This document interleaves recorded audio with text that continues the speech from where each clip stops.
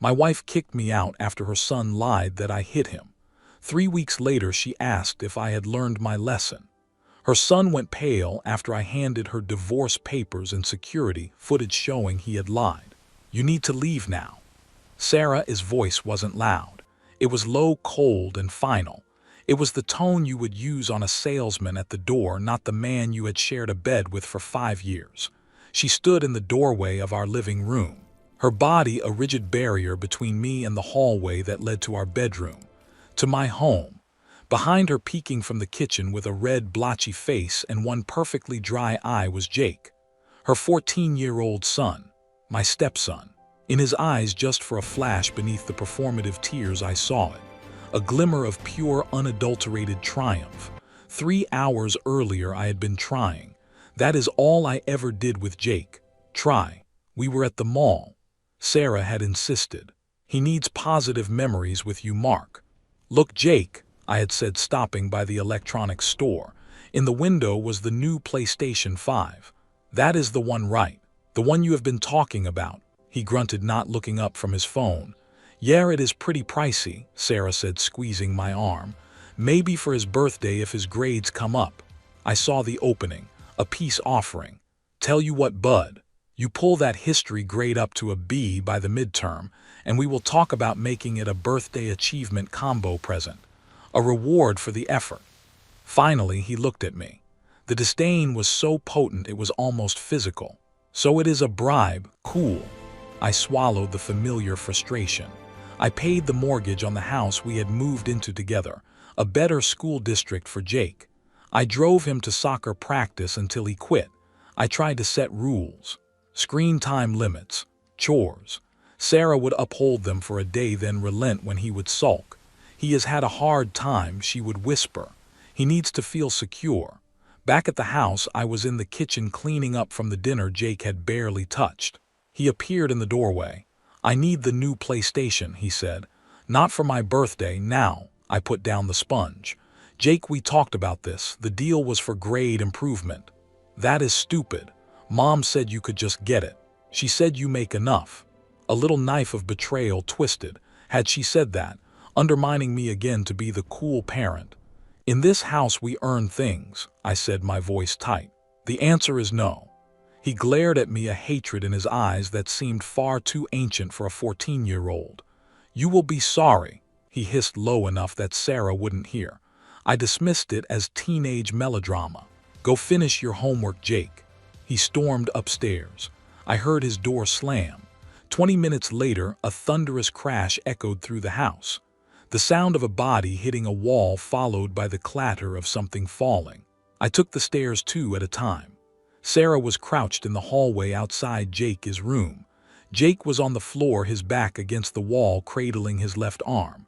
A small framed picture lay shattered beside him. He was sobbing, great heaving, convincing sobs. "What happened?" Sarah's voice was shrill with panic. Jake looked up, his eyes swimming with tears, and pointed a trembling finger directly at me, standing frozen at the top of the stairs. He shoved me. I said he wasn't my real dad, and he just lost it. He grabbed me and threw me into the wall. The world narrowed to a silent, screaming tunnel. I saw Sarah's face transform from concern to a pale, furious mask. I saw Jake bury his face in his knees, though I could now see with a surreal clarity that the arm he was supposedly cradling was the wrong one. He was holding his right arm but wincing as if his left was hurt. "Sarah," I said, my voice strangely calm. "I was downstairs. I just got here. I didn't touch him." She didn't even look at me. "Get out." "You are choosing not to even hear me. You are just taking the word of a pissed-off kid over your husband." "There is nothing to hear," she said, her gaze flat. "Pack a bag. Leave the keys. We will talk about you getting your things later." She turned her back on me, kneeling again to fuss over Jake. The conversation was over. I had been tried and convicted in less than 60 seconds. Jake peeked out from under his mother's arm. He saw me looking, and he didn't smile. He didn't sneer. He just looked at me with a blank, cold emptiness. Then he buried his face again, his sobs renewing with gusto. That blankness did it. It extinguished the last flicker of my fight. "Okay," I said. I walked past them down the hall to the bedroom. I took the duffel bag. I moved methodically. 5 years of life condensed into one black nylon bag. I stopped at the front door, my keys in my hand. I looked at her one last time. "You should put some ice on that," I said, nodding toward Jake's arm. My voice was utterly neutral, a clinical observation. Then I placed my house key on the small entryway table. I opened the door, stepped through into the cool evening air, and closed it softly behind me. The click of the latch was the loudest sound I had ever heard. I ended up at a generic budget hotel off the interstate. The room smelled of stale cigarettes and industrial cleaner. In the profound quiet of that ugly room, a switch flipped. The hurt didn't vanish, but it was compartmentalized. In its place came a cold, clear clarity. I laid back on the scratchy bedspread, staring at the water-stained ceiling tile. The first unbidden thought wasn't of loss, but of a mundane detail.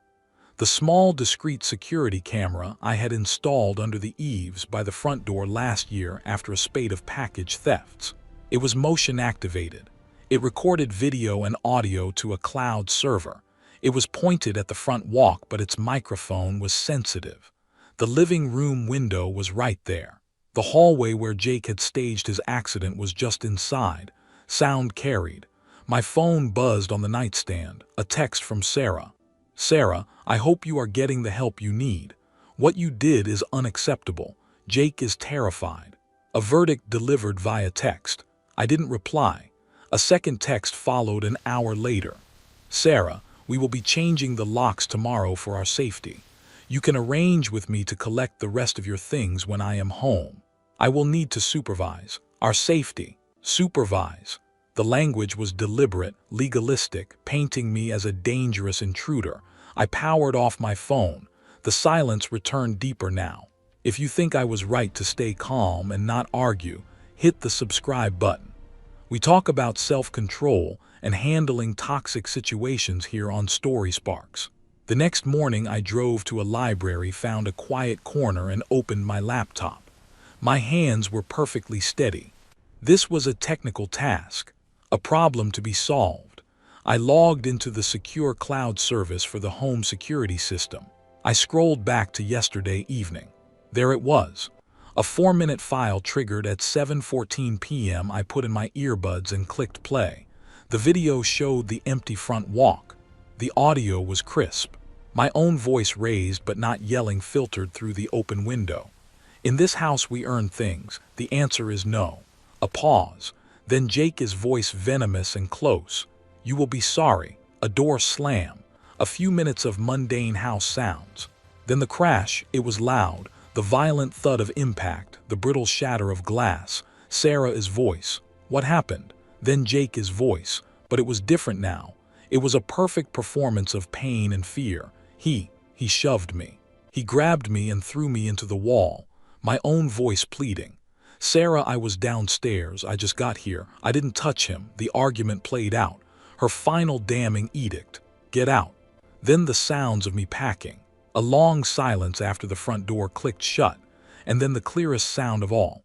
Sarah's voice, softer now, soothing. "It is okay, baby. He is gone. You are safe." And Jake's voice, all tears gone, replaced by a flat, petulant tone.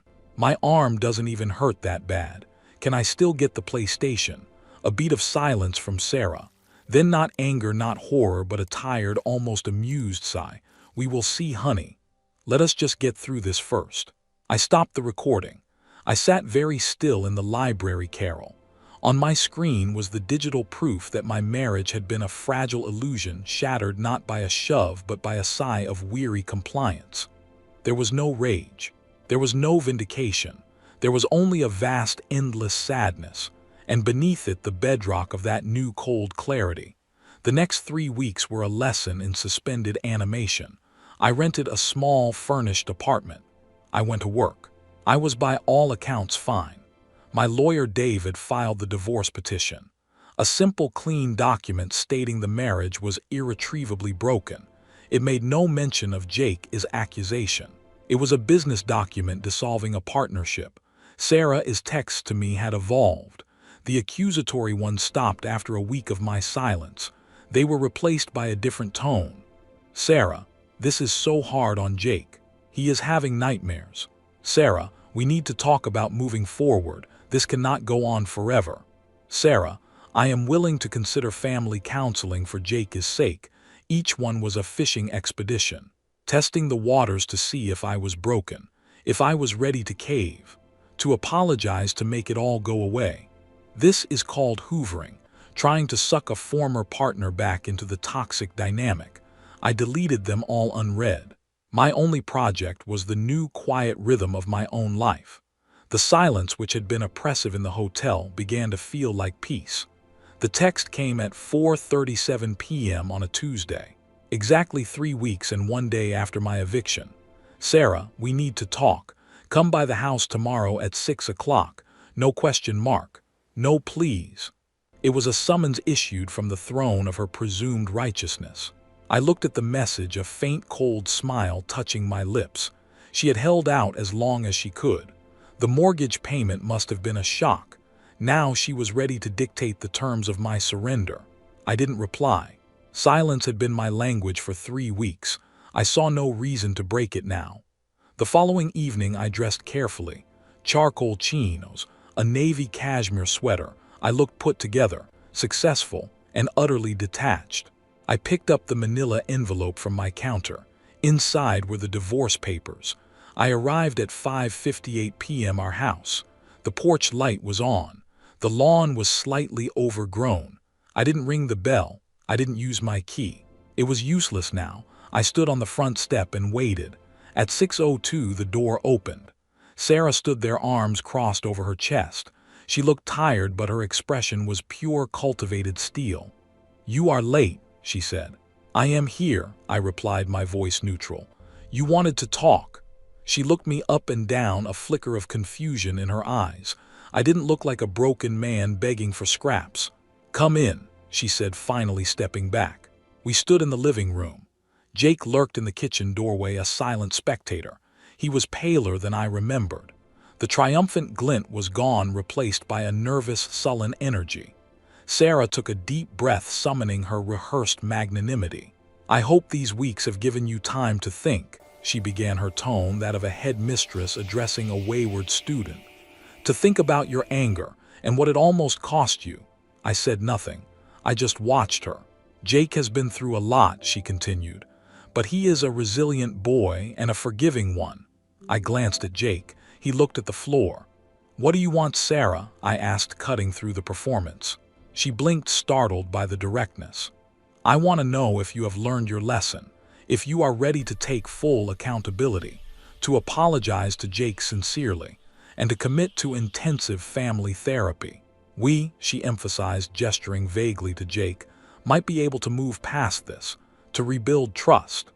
She paused, letting the grand offer hang in the air. It was a readmission exam to an institution I now saw was a prison. The price of entry was a confession to a crime I didn't commit. This is a form of gaslighting, trying to make me believe I was the abuser when I was the victim of a lie. "That is what you want?" I asked, my voice still calm. "An apology and therapy. It is the only path forward, Mark," she said, impatience creeping in. "You have to own what you did completely. Then and only then can we even begin to discuss you coming back home." She truly believed it. She believed I had been sitting in a motel for 3 weeks, shattered by guilt, just waiting for this chance to prostrate myself. I nodded slowly, as if considering. Then I held up the manila envelope. "I brought you something." Her eyes went to it, wary. "What is that?" "More excuses, a letter." In a manner of speaking, I extended it toward her. "You should open it." Hesitantly, she took the envelope. She tore open the flap and pulled out the papers. Her eyes scanned the top page. I saw the words "register, petition for dissolution of marriage." The color drained from her face. What is this?" she whispered. "It is what you said we would talk about later," I said. "You said we would talk about me getting my things. This handles that, and everything else." She was flipping through the pages now, her hands beginning to tremble. You cannot do this. After what you did, you are filing for divorce." "Irreconcilable differences," I said. "No, you do not get to play the victim here. You are the one who—" She stopped herself, glancing frantically at Jake, who had taken a step forward, his eyes wide with dawning horror. "Who what, Sarah?" I asked, my voice quiet. "Who hurt your son?" "You are sick," she hissed. "You are trying to punish us for holding you accountable. Turn to the last page." I instructed, my tone flat. Confused, furious, she did. She saw my note, the link, the password. "What is this?" "It is the relevant evidence," I said. "The audio from the security camera, the one under the eaves by the front door. It has a very sensitive microphone." Her face went from pale to ashen. Her eyes shot to the window, then back to me, filled with a new primal fear. Jake made a small, choked sound in the doorway. "It picked up the whole thing. The argument, the crash, the accusation, my denial, your decision." I paused. "And the conversation you had with Jake after I left the house. It is all there. The link is private. The password is the day you told me to get out." Sarah's phone clattered to the floor from her numb fingers. She wasn't looking at the papers anymore. She was staring through me into the abyss of her own catastrophic error. Jake found his voice a panicked adolescent whine. "Mom, he is lying, he is bluffing." But Sarah wasn't listening to him. She was looking at me. And for the first time she was truly seeing me. Not the angry stepfather of her narrative, but the man she had betrayed with such casual, absolute certainty. The man who was now an adversary armed with truth.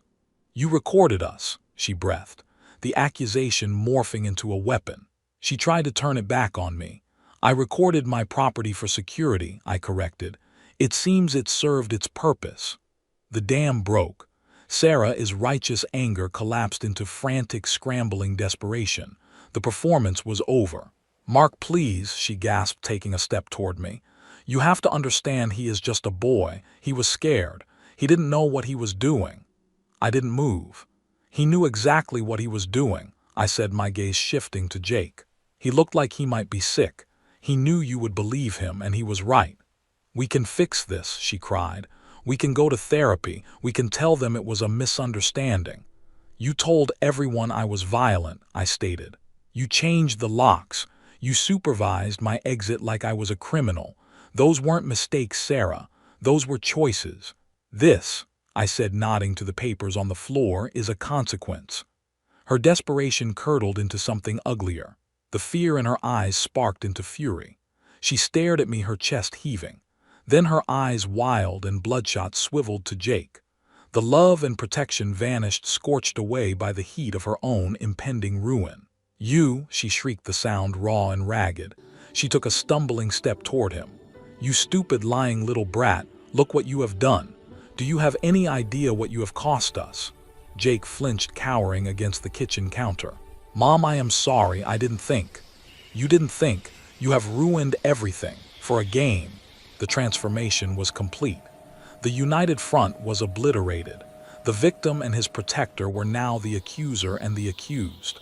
It was a vicious, ugly explosion, and I was merely a spectator to the collapse of the world they had built on a lie. I had seen enough. I bent down and picked up the fallen divorce papers. I straightened the stack and placed them neatly on the arm of the couch. "You will be formally served by a process server in the next few days," I said, my voice cutting through their chaos. "My things will be collected by a moving company this Friday at 10 a.m. Do not be here." Sarah whirled back to me, her face a mask of tear-streaked rage and terror. You cannot just walk out on your family. We need you." The hypocrisy was so breathtaking it was almost beautiful. "You ended this family 3 weeks ago, Sarah," I said, and for the first time a sliver of final, weary emotion colored my words. Not anger, not hurt, just a profound, irrevocable truth. "You just didn't bother to tell me until now." I turned and walked to the front door. The sound of her sobbing, no longer performative but deep and guttural, followed me. I didn't turn back. I opened the door and stepped out into the cool evening. I pulled it shut behind me. The solid thud, a perfect bookend to the click of the latch 3 weeks prior. This time I didn't sit in the car. I started the engine immediately. As I reversed out of the driveway, my headlights swept across the living room window. For a split second I saw the frozen silhouette of them inside. Sarah, her hands clawing at her hair. and Jake small and hunched against the kitchen doorway. Then I turned the wheel and drove away. The divorce proceedings were straightforward. Once the audio evidence was disclosed to her lawyer, her claims evaporated. The settlement was swift. I received a cash buyout of my share of the home as equity. She had to refinance to keep it. I heard through the grapevine that it was a struggle, that she had to take on a roommate. About 6 months later, I was at a hardware store. I turned a corner into the paint aisle, and there they were, Sarah and Jake. She looked 10 years older, arguing with him in a low, exhausted hiss. He was taller, lankier, slouching against a cart with his headphones on, ignoring her. Their dynamic was etched in acid. Mutual resentment, a bond now corroded by shared culpability. They saw me at the same moment.